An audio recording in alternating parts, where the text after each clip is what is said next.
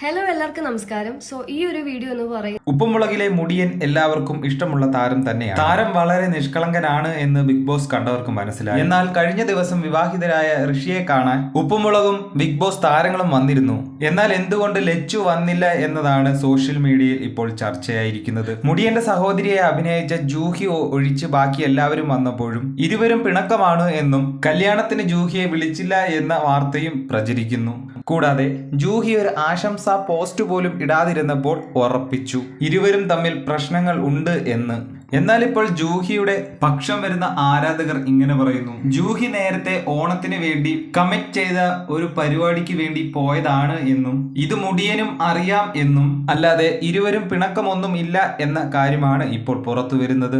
തിരക്കായതുകൊണ്ടാണ് post ഇടാത്തത് എന്നും തിരിച്ചു വന്നാൽ ഉടൻ തന്നെ ഋഷിയെയും ഭാര്യയും കാണാൻ പോകുമെന്നും അപ്പോഴീ പിണക്കം എന്നൊക്കെ പറഞ്ഞവരെയും കൊണ്ട് മാറ്റി പറയിക്കും എന്നും പറയും.